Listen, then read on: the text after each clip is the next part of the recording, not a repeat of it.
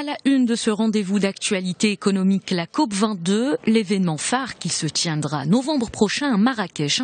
L'événement a été évoqué jeudi lors d'une conférence de presse conjointe entre la ministre marocaine déléguée aux Affaires étrangères et à la coopération et le président de l'Assemblée générale des Nations unies. Il a rappelé entre autres l'intérêt accordé par les deux parties aux objectifs du développement durable. Des objectifs approuvés en septembre dernier lors de la dernière Assemblée générale de l'ONU. Selon Barka Bouaïda, le Maroc est un partenaire actif au sein des Nations unies sur plusieurs dossiers, en particulier les objectifs de développement durable. À cette occasion, il a mis en exergue les progrès réalisés par le Royaume dans ce domaine.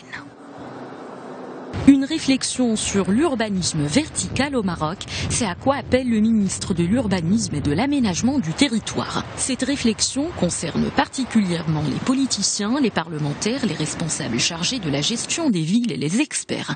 Driss Berroun a mis l'accent sur les avancées que connaissent actuellement les opérations de construction dans les domaines du bâtiment et des travaux publics. Toujours selon la même source, il serait judicieux de préserver les terrains agricoles et d'élargir les espaces verts au niveau des villes. Driss Berroun a également rappelé les missions stratégiques des agences urbaines dans le développement socio-économique et urbanistique du Royaume. 3 nouvelles agences verront le jour à Taounat, Salé et Khouribga. Le ministre a mis l'accent sur le projet de décret destiné à faciliter l'accès à la construction au milieu rural, mais aussi à offrir des conditions de vie et des perspectives meilleures à la population du monde rural.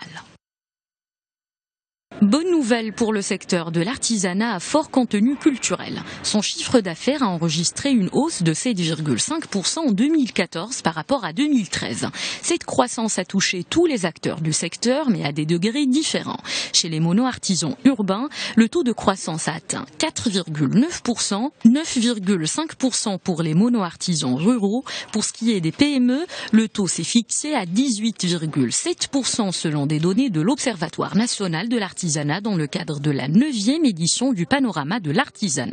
À l'exemple des années précédentes, le marché intérieur est le principal client des produits d'artisanat en 2014, avec une part de 84% du chiffre d'affaires global.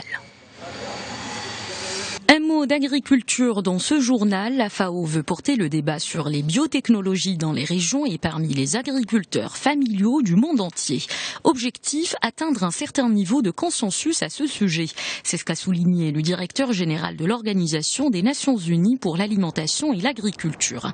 D'après José Graziano da Silva, la riposte aux défis urgents et variés du XXIe siècle nécessite une combinaison de réponses. Une solution complète ne pourrait être fournie séparément par un seul outil, une seule technologie et une approche unique.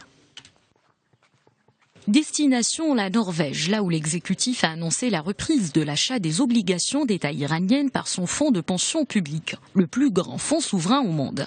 Les restrictions concernant la négoce d'obligations d'État iraniennes seront levées. C'est ce qu'a décidé le ministère des Finances en accord avec le ministère des Affaires étrangères. Riche de 7 000 milliards de couronnes, le fonds s'est vu interdire en 2014 tout achat des titres de dette de Corée du Nord, Syrie et Iran, 3 pays soumis à des sanctions internationales.